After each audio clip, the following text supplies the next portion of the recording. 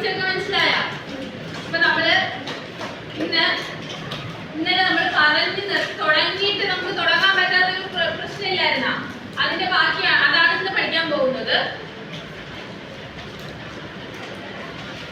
ആദ്യം ഇത്രയും ഒന്ന് വന്നേ, ഈ 2 + 3/4 നമുക്ക് എങ്ങനെ എഴുതാം?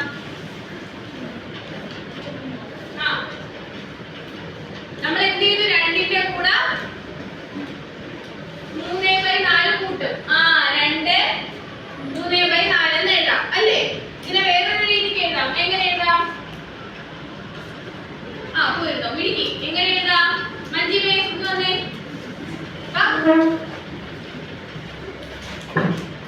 എങ്ങനെ എഴുതാം? ഇതെന്ത് ഭിന്നസംഖ്യയാണ്? മിശ്ര ഭിന്നസംഖ്യയാണ്. മിശ്ര ഭിന്നസംഖ്യ നമുക്ക് എങ്ങനെ മാറ്റി എഴുതാം? മിശ്ര ഭിന്നസംഖ്യ മാറ്റുമ്പോൾ എങ്ങനെ വരും? വിഷമ ഭിന്നസംഖ്യ വരും. എന്നാൽ വിഷമ ഭിന്നസംഖ്യയിലേക്ക് എങ്ങനെ എഴുതാം? 4 × 2 + 3/4. എഴുതിക്കോ. 4 × 2 എത്ര? 4 × 2 എത്ര? 4 × 2 6. 4 × 2 ഒന്ന് എഴുതിട്ടേ. 4 × 2 എത്ര? 4 × 2. 8. വിളിക്ക്. എത്ര കിട്ടി? എഴുതിക്കോ.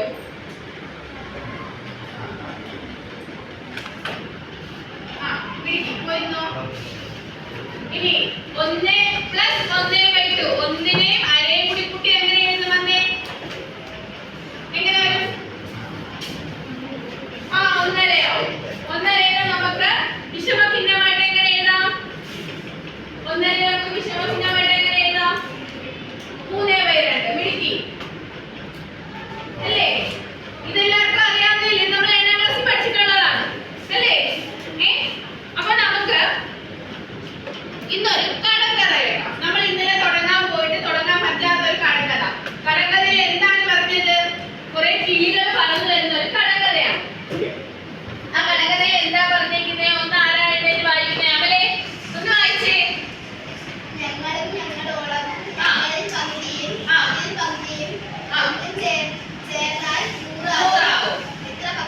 എത്ര പക്ഷികളുണ്ട്? പക്ഷികൾ പറയുന്നതല്ലേ? കുറച്ച് പക്ഷികൾ പറന്നു വരുന്നു. ഇത് പണ്ടേ ഉള്ളൊരു കടങ്കഥയാണ്. എന്താ? ഞങ്ങളോളവും. അപ്പൊ നമ്മളോളവും എന്ന് പറഞ്ഞാൽ നമ്മൾ 5 പേരുണ്ടെങ്കിൽ നമ്മളോളവും വരുമ്പോ എങ്ങനെ വരും? 10 പേര്. അപ്പൊ എത്ര വരും? എത്ര മടങ്ങ് വരും? 2 മടങ്ങ്. അപ്പൊ നമുക്കതിനെ എങ്ങനെ എഴുതാം? സംഖ്യയുടെ നമ്മൾ ഇതുവരെ എല്ലാം ഇങ്ങനെയല്ലേ എഴുതിയുള്ളൂ. സംഖ്യയുടെ ഭാഗം, സംഖ്യയുടെ മടങ്ങ്, അങ്ങനെയല്ലേ എഴുതിയത്. അപ്പൊ നമുക്ക് ഞങ്ങളോളവും എങ്ങനെ എഴുതാം? സംഖ്യയുടെ എത്ര മടങ്ങ്? 2 മടങ്ങ്. അതിന് നമുക്ക് എങ്ങനെ എഴുതാം? സംഖ്യയുടെ 2 മടങ്ങ്. ഇത് എഴുതിയത് ആർക്കെങ്കിലും സംശയം ഉണ്ടോ? ഇല്ല. ഇനി എന്ത് പറഞ്ഞിട്ടുണ്ട്? ഞങ്ങളിൽ പകുതി. ഞങ്ങൾ എത്ര ഉണ്ടായിരുന്നോ അതിന്റെ പകുതി. അതെങ്ങനെ വരും? ഞങ്ങൾ 10 പേരുണ്ടായിരുന്നു. ഞങ്ങളിൽ പകുതി ആവുമ്പോൾ എത്ര പേരാവും? 5 പേരാവും. അപ്പൊ ഞങ്ങളിൽ പകുതി എന്ന് പറയുമ്പോ നമുക്ക് ഞങ്ങൾ എത്രയെന്ന് അറിയോ? അപ്പൊ ഞങ്ങളിൽ പകുതി എന്ന് പറയുമ്പോ എങ്ങനെ വരും? ഞങ്ങളും ഞങ്ങളോളവും എന്ന് പറഞ്ഞപ്പോ നമ്മൾ സംഖ്യയുടെ 2 മടങ്ങ് നേടി. അങ്ങനെ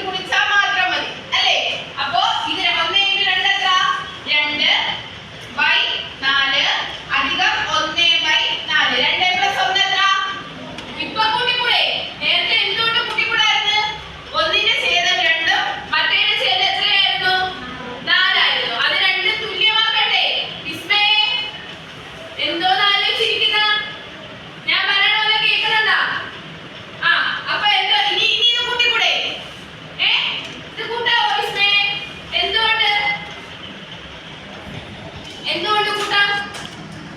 നേരത്തെ കൂട്ടിക്കൂടാതെ ഇപ്പൊ കൂട്ടാം. അതെന്തുകൊണ്ടാ? കേൾക്കാൻ വയ്യ.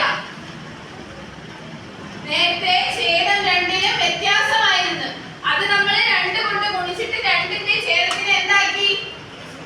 തുല്യമാക്കി അല്ലേ? ഇനി കൂട്ടിക്കൂടെ? അപ്പൊ ഇത് എത്ര വരും? 3/4. അപ്പൊ ഈ 2 മടങ്ങ് 2.5 അല്ലേ? ഇതിന്റെ കൂടെ നമ്മൾ പിന്നെ എന്ത് ചെയ്തു? ഇതിന്റെ കൂടെ നമ്മൾ 1/2 കൂടി കൂട്ടി, 1/4 കൂടി കൂട്ടി. അപ്പൊ നമുക്ക് എത്ര വരും? 2ന്റെ കൂടെ ഇനി എന്ത് കൂട്ടണം? 2ന്റെ കൂടെ ഇനി ഇത് കൂടി കൂട്ടിയാ പോരെ?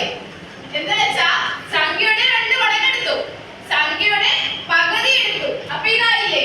ഇനി പകുതിയുടെ പകുതി കൂടി കൂട്ടിയാ പോരെ? ഇതിന്റെ കൂടെ പകുതിയുടെ പകുതി കൂടി കൂട്ടിയാ മതി. ഇതും കൂടി കൂട്ടിയാ ഈ 2 1/2നെ നമുക്ക് എങ്ങനെ എഴുതാം? 2 അധികം 1/2 എന്ന് എഴുതാം. എഴുതാലോ? അധികം 1/4 എന്ന് എഴുതാം. ഇത് 2 കൂടി കൂട്ടിയപ്പോ എത്ര കിട്ടി നമുക്ക്? പറ. ഇത് 2 കൂടി കൂട്ടിയപ്പോ നമുക്ക് അവിടെ എത്ര കിട്ടി? മിടിക്ക് എത്ര കിട്ടി? 3/4. അപ്പൊ നമുക്ക് ഇതിനെ എങ്ങനെ എഴുതാം? 2 അധികം 3/4 എന്ന് എഴുതിക്കൂടെ? ഇതിനെ നമുക്ക് വിഷമ ഭിന്നത്തിലാക്കി കൂടെ? വിഷമ ഭിന്നത്തിൽ എങ്ങനെയാക്കാം? 2 ഗുണനം 4 പ്ലസ് 3/4. 2 ഗുണനം 4 എത്ര? വൈകില്ലേ? 2 ഗുണനം 4 എത്ര? 8. പിടിക്ക്. 8ന്റെ കൂടെ 3 കൂട്ടിയാൽ എത്ര? പറ. 9 പറ. 8ന്റെ കൂടെ 3 കൂട്ടിയാൽ എത്ര? കേൾക്കാൻ വയ്യ? കേൾക്കാൻ വയ്യ? 11. എത്ര? 11/4 ആണ്. അവസാനത്തെ വരിയിൽ എന്ത് പറഞ്ഞു? 1 ചേർത്താൽ. അപ്പൊ ഇത്രയുടെ കൂടെ ഇനി എത്ര ചേർക്കണം? 1 കൂടി ചേർക്കണം അല്ലേ? അപ്പൊ നമുക്ക് ഇത് വായിക്കാനേ. അപ്പൊ നമുക്ക് എങ്ങനെ എഴുതാം? സംഖ്യയുടെ എത്ര മടങ്ങായി? ഇപ്പോ നമുക്കിവിടെ എത്ര മടങ്ങായി? ഈ 2 അരയും ആ 1/4 കൂടി ചേർത്തപ്പോ സംഖ്യയുടെ 11/4 മടങ്ങ് അല്ലേ? സംഖ്യയുടെ 11/4 പ്ലസ് എത്ര കൂടി കൂട്ടണം? 1 കൂടി കൂട്ടണം അല്ലേ? 1 കൂടി കൂട്ടിയാൽ എത്രയെന്ന് പറഞ്ഞിട്ടുണ്ട്? പറഞ്ഞേ. ക്വസ്റ്റ്യനിൽ എത്രയെന്ന് പറഞ്ഞിട്ടുണ്ട്? മിടുക്കി. എത്രയാവും? 100. ഇത്രയും മനസ്സിലാവാത്ത ആരെങ്കിലും ഉണ്ടോ? ഇത്രയും മനസ്സിലാവാത്ത ആരെങ്കിലും ഉണ്ടോ? ബാക്കി പറയട്ടാ. ഇത് ഇത്ര എന്തായി? 100 ആയി. നമുക്ക് ഇതിൽ നിന്ന് എന്ത് ചെയ്യാം? ഈ 1ന് അപ്പുറത്ത് കൊണ്ടുപോകൂടെ? അപ്പോ നമുക്ക് എന്താവും? സംഖ്യയുടെ 11/4 മടങ്ങ് എന്ന് പറയുന്നത് 100 - 1 തുല്യമാണ് അല്ലേ? ഇതിൽ സംശയം ഉണ്ടാ? ഈക്വൽ ടു അപ്പുറത്ത് നമ്മൾ ഈക്വൽ ടു ഇപ്പുറത്ത് കൊണ്ടുപോയി. ഇത് എന്തിന് തുല്യമാണ്? 100 - 1 എന്തിന് തുല്യമാണ്? ദേവിക വന്നില്ലേ? 100 - 1 എന്തിന് തുല്യമാണ്? 100 1 കുറച്ചാൽ എത്ര? 99. എത്ര? പിടിക്ക്. എത്രയാണ്? 99. അപ്പൊ ഒരു സംഖ്യയുടെ 11/4 മടങ്ങ് 99 തുല്യമാണ് എങ്കിൽ തിരിച്ചും മറിച്ചും എന്ന് നമ്മൾ മറ്റേ 7ാം ക്ലാസ്സിൽ പഠിച്ചില്ലേ? ഭിന്നസംഖ്യകൾ തിരിച്ചിട്ട് നമുക്ക് ഗുണിച്ച സംഖ്യ കിട്ടൂലേ? നമ്മൾ ഇന്നലെ അങ്ങനെയല്ലേ ചെയ്തത്? ഏതോ ഒരു സംഖ്യയുടെ 11/4 മടങ്ങ് എന്തിന് തുല്യം? 99 തുല്യം അല്ലേ? അപ്പൊ സംഖ്യ എങ്ങനെ എഴുതാം? എന്തിനെ തിരിച്ചിടണം? എന്തിനെ തിരിച്ചിടണം മഞ്ജിമേ? സംഖ്യയുടെ 11/4 മടങ്ങ് എന്ന് പറയുന്നത് 99 തുല്യം. അങ്ങനെയെങ്കിൽ എന്തിനെ തിരിച്ചിട്ട് നമ്മൾ ഗുണിക്കണം? 99 തിരിച്ചിട്ട് ഗുണിക്കോ? 11/4 എങ്ങനെ എഴുതും? തിരിച്ചിട്ട്. എന്ന് വെച്ചാ ഇത് എവിടെ പോവും? ഇത് ഈക്വൽ ടു ഇപ്പുറത്തെ സൈഡിൽ പോവും അല്ലേ? ഈക്വൽ ടു ഇപ്പുറത്ത് ഇരുന്നോ? ഈക്വൽ ടു ഇപ്പുറത്തെ സൈഡിൽ പോകുമ്പോ എന്ത് വരും? ഗുണിച്ചിരിക്കുന്ന 11 ഹരിക്കും, ഹരിച്ചിരിക്കുന്ന 4 ഗുണിക്കും. അപ്പൊ ഇതെങ്ങനെ വരും? 99 × 4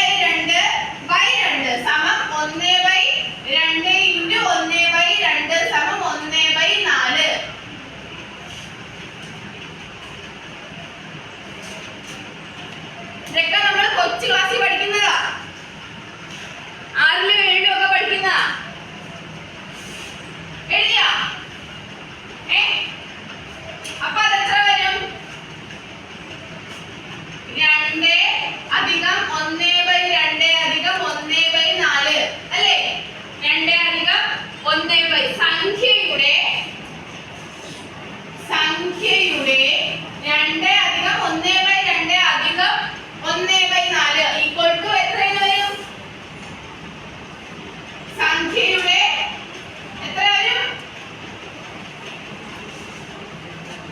2 3/4. അല്ലെങ്കിൽ എങ്ങനെ എഴുതാം? അല്ലെങ്കിൽ നമുക്ക് എങ്ങനെ എഴുതാം? സംഖ്യയുടെ 11/4 മടങ്ങ് അല്ലേ? ഇത്രയും മനസ്സിലാവാത്ത ആരെങ്കിലും ഉണ്ടോ? സംഖ്യയുടെ 11/4 മടങ്ങ് ആണ്.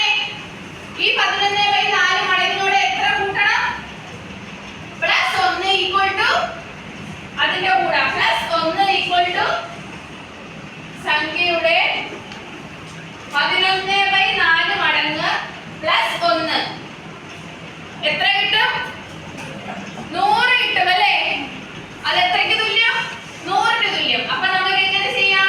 തിരിച്ചും മറിച്ചും എന്ന ഭിന്നസംഖ്യയിലെ തിരിച്ചും മറിച്ചും എന്ന രീതി വെച്ച് സംഖ്യ ഈക്വൽ ടു സംഖ്യ എന്തിന് തുല്യം? 100 മൈനസ് 1 എത്ര? 99. 99 ഇൻറ്റു 4/11. 99 ഇൻറ്റു 4/11. അതൊന്ന് ചെയ്ത് നോക്കിക്കേ, എത്ര കിട്ടുമെന്ന് ഒന്ന് നോക്കട്ടെ. ഓ ചെയ്താ എത്ര കിട്ടി? മിടുക്കി.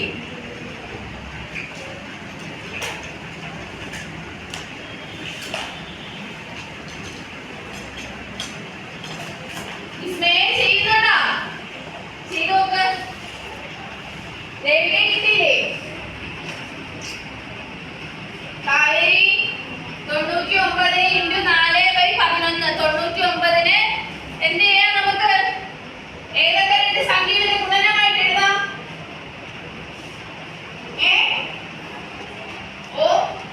നമുക്ക് 22നെ എങ്ങനെ എഴുതാം? ഏത് 2 സംഖ്യകളുടെ ഗുണനമായിട്ട് എഴുതാം?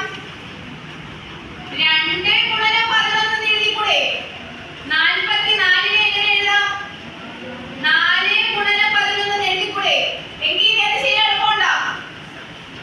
99നെ എങ്ങനെ എഴുതാം? അതല്ല, 99നെ 11 കൊണ്ട് ഹരിക്കാൻ അറിയാവുന്നവർക്ക് അങ്ങനെയും ചെയ്യാം.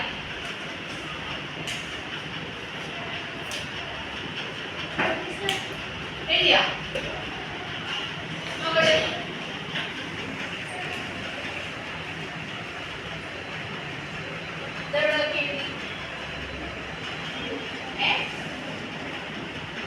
തെറ്റാണ്. ഇതാരാ നോക്കി എഴുതി? 99 ഗുണനം 4 36 എങ്ങനെ കിട്ടും വൈകി? ഇതിനൊരു എളുപ്പ വഴിയാണ് ഞാനിപ്പോ പറഞ്ഞത്.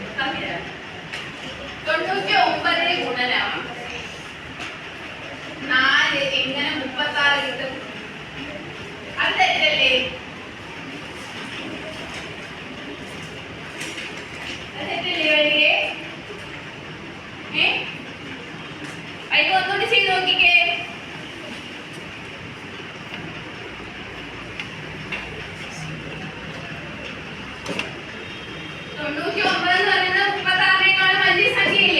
അതിനെ 4 കൊണ്ട് ഗുണിക്കുമ്പോൾ 36 കിട്ടുമോ? കിട്ടത്തില്ല. അത് തെറ്റാ. ഒന്നുകൂടി ചെയ്ത് നോക്ക്.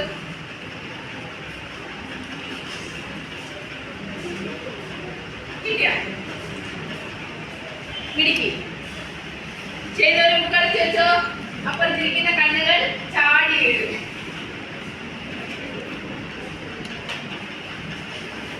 കിട്ടാത്തവർക്ക് പറഞ്ഞേട്ടാ, ഇത് മാറ്റിട്ടാ.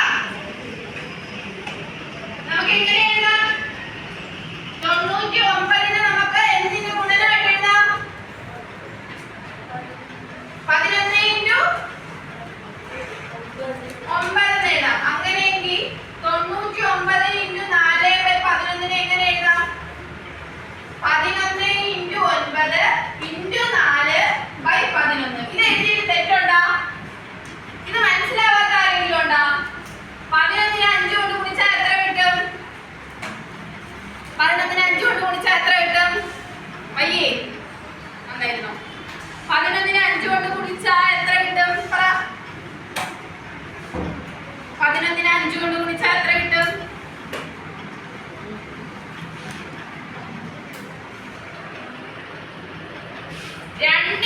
11 കൊണ്ട് ഗുണിച്ചാൽ 22 കിട്ടും.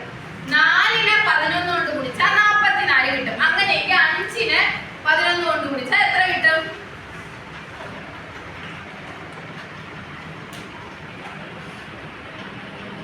ഇവിടെ നോക്ക്. 2നെ 11 കൊണ്ട് ഗുണിച്ചാൽ 22 കിട്ടും. 4നെ 11 കൊണ്ട് ഗുണിച്ചാൽ 44 കിട്ടും. അങ്ങനെയെങ്കിൽ 5നെ 11 കൊണ്ട് ഗുണിച്ചാൽ എത്ര കിട്ടും? അവിടേക്ക് എത്ര കിട്ടും? 55. അപ്പൊ നമുക്ക് ഇതിന് 9ന് 99 11 9 എഴുതി കൂടെ? 11 11 വെട്ടിക്കളഞ്ഞൂടെ? 9 × 4 എത്ര? 9 × 4 എത്ര? ആര്യ 9 × 4 എത്ര? കേൾക്കാൻ വയ്യ? കേട്ടൂടാ? എത്ര? 36. മിടുക്കി. ഇപ്പൊ എല്ലാവർക്കും കിട്ടിയ വൈകെ എഴുതിയത് 99 × 4 36 എന്നാണ്. നമുക്ക് കിട്ടിയത് 99 × 4/11 ആണ് 36. അപ്പത്തെ ബുക്കിൽ നോക്കി പകുതിയെ കിട്ടിയുള്ളൂ, പകുതി കിട്ടിയില്ല. തന്നെ ഞാൻ പറഞ്ഞുതരാം.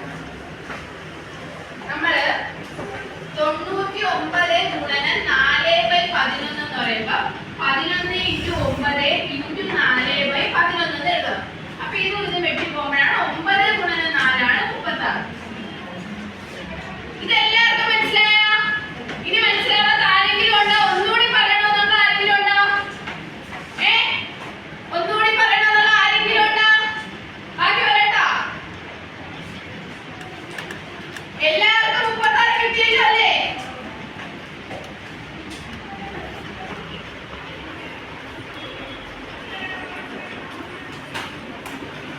ഇവിടെ എന്താ പറഞ്ഞിരിക്കുന്നേ?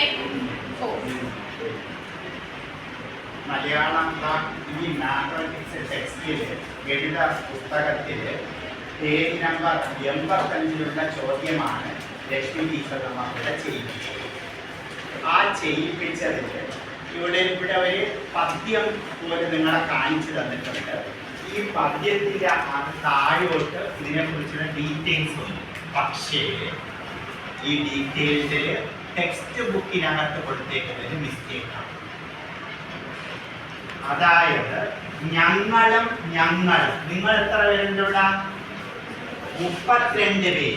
അടുത്തത് 85ാമത്തെ പേജിൽ തന്നെ രണ്ടാമത്തെ ഒരു ക്വസ്റ്റ്യൻ ഉണ്ട്.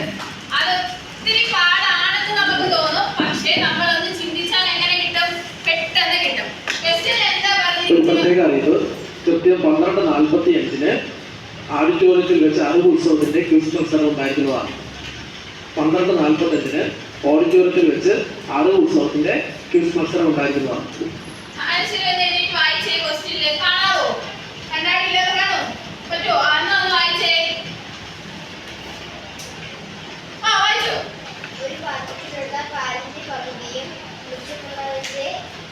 മൂന്നിലൊരു ഭാഗവും മിച്ചമുണ്ട്. പാത്രത്തിൽ എത്ര ലിറ്റർ പാലുണ്ടായിരുന്നു? എന്താണ് പറഞ്ഞത്? ഒരു പാത്രത്തിൽ എന്തുണ്ട്? പാലുണ്ട്. ആ പാലിന്റെ പകുതി ആദ്യം കുടിച്ചു. അപ്പൊ പാത്രത്തിലുള്ള പാലിന്റെ എത്ര എടുത്തു? പകുതി ആദ്യം കുടിച്ചു. അപ്പൊ നമുക്ക് എങ്ങനെ എഴുതാം?